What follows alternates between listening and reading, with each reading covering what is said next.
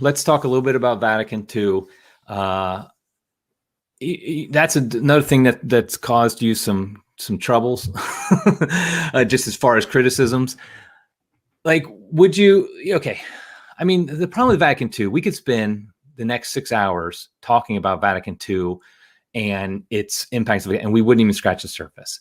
So I know we can't go super deep, but first of all, you would agree it's a valid council. We always got to get that one off the table first, right? I just want to, yeah.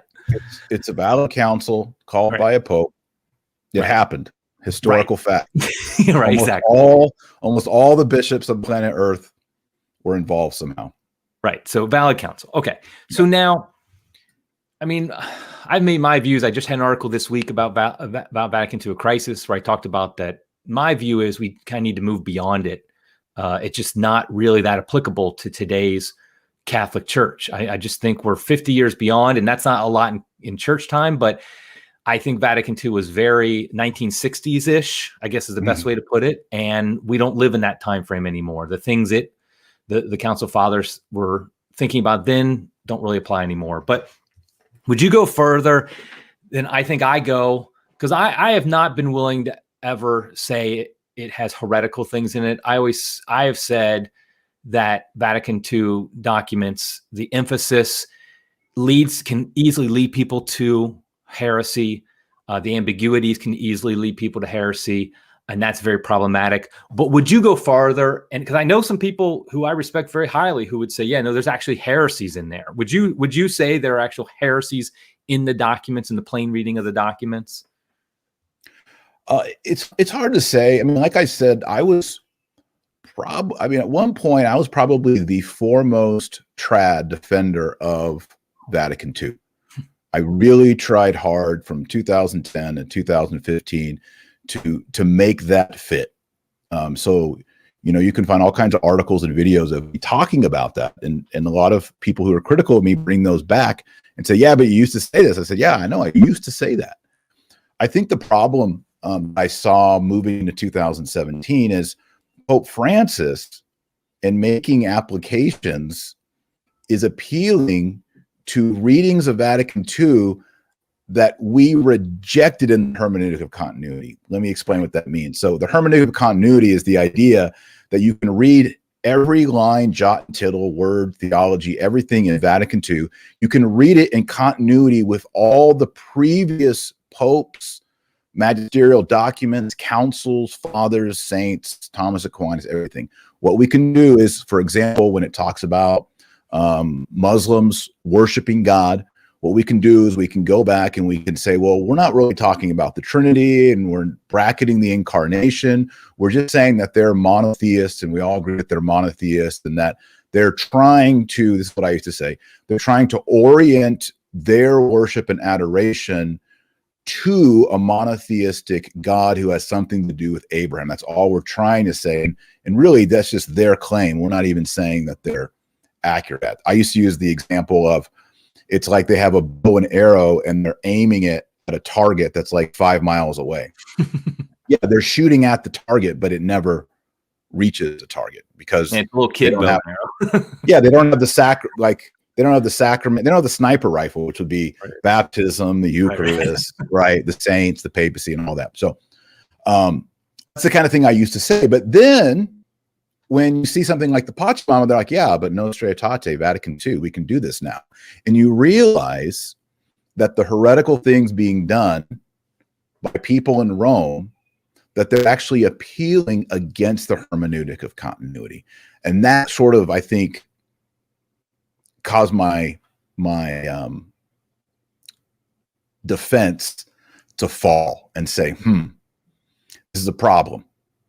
They should be backing up the hermeneutic of continuity, and they're not backing up the hermeneutic of continuity. And someone might say back to both of us, well, yeah, but we have the right hermeneutic of continuity. It's like, that's great. Your guys on a blog, your guys on a YouTube show, super. I'm glad that just like I used to, you can go on a whiteboard and make all this stuff work. But in reality, people are losing their souls out there because they're told, like Ben Shapiro, Jesus Christ, like Bishop Barron said to Ben Shapiro, Jesus Christ is the privileged way. As long as you keep continuing to observe the law, you can be saved, which no Christian Catholic preacher has ever said. And we have exact opposite said by St. Peter in the Acts of the Apostles. You can't, and by Paul, you cannot be saved by obeying the 613 laws of the Torah. So we see these problems. For example, Muslims worship God, noiscum, it says in Latin, with us. Yeah. How is that possible? Now, there's probably a way that we can get the whiteboard out and try to make that work. But the clear reading that's obvious that a Muslim would read and that people in Rome would read and that your liberal Jesuit would read means that Muslims worship God nobiscum with us. So that when I go to the traditional Latin Mass, allegedly that priest is offering Jesus Christ to Allah, the God of the Prophet Muhammad, which isn't true. I love the whiteboard crack, because that's been, I mean, that's exactly that's the point I've been trying to make now for a while, because I was there like you. I used to do it myself. I had my own whiteboard where you're trying to square the circle. And yes. What really for me it was when I realized that the proper interpretation of a council is how the church itself implements it. Mm-hmm. I mean, I think that just makes common sense, because it's the same bishops at the council are the same ones who then implement it after the council. That has to be the proper implementation in the sense of the proper interpretation of the council. And if we see how it was implemented, it was a complete and utter disaster. It was things like the privileged way. Jesus is just a privileged way. We worship with Allah and all these other things, and Pachamama and all this stuff. That is the official interpretation that's been given to Vatican II. And so for me, debating the minutia, if a line is heretical or not, if you squint and look at it and whiteboard it just right, it's not. Okay, you're probably right. It probably can, that probably can be done. And I won't disagree with you on that. But souls are being lost, whether it's heretical or not. You don't have to be heretical explicitly in a document to lead souls to hell, because if you're telling people who are not Catholic, you don't have to become Catholic because of, Lumen Gentium 16. Well, it's the same result as if Lumen Gentium 16 said, don't become Catholic. Because ultimately that's what people are hearing from church officials. Okay, so I was about to get worked up, but I won't. I piggyback just one more thought on that. I think one of the things that was encouraging for me is, I saw Bishop Athanasius Schneider, who I greatly respect. I've met him a couple of times. He's very holy. He's very reserved and thoughtful. And to see him come out and say that there is error in the Second Vatican Council was, I thought, very interesting. Right. I would encourage people who are fighting these battles. I mean, these battles have moved on. That this is pretty, the James Martin and the Bishop Barons and the Pope Francis have carried the torch forward. But Schneider putting his finger on it. He even says when he was a young man, when he was a seminarian, he used to do the same whiteboarding. He says that in his book, Christus Vincit. He says that exact same thing. But then over time, you kind of get weary. As your beard gets a little bit gray like ours, right, you realize that you're just you're propping up something that keeps falling down. And that's why I thought Archbishop Vigano had an interesting statement when he said that the council is not just the documents. The council is an event, right, in the life of the church. And it has to be judged and measured, not just on the documents, but as an event.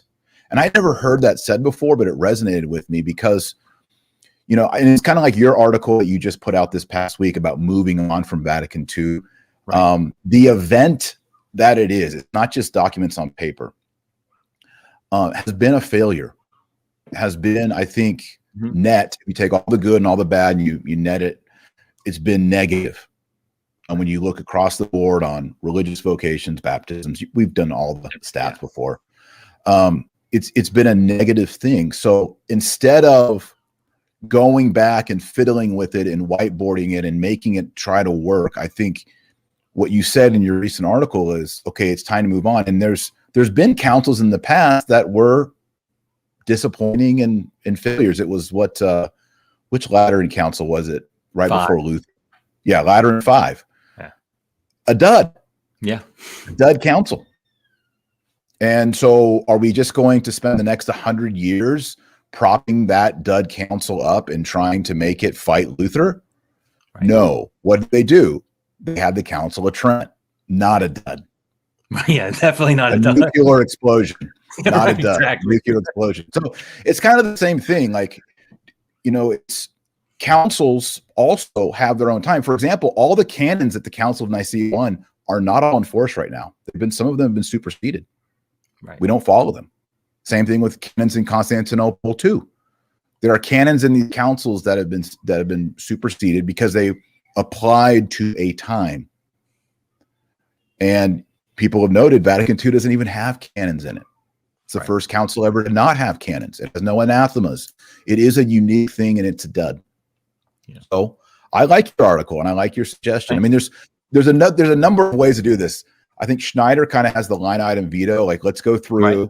Future Pope will find the offensive statements in Vatican II and just get a red pen and just sort of line them out. And I think Archbishop Vigano is more, no, we need a future Pope to just say, hey, Vatican II, it's not infallible. It's not binding. It's off the table. Bye. Right. And then I think maybe the new one is the Eric Sammons, where it's like, it's a dud. Yeah. Let's move on. That's right. I'm not on the level of those two men, but yeah, that is my idea. It's a dud. Let's move on. So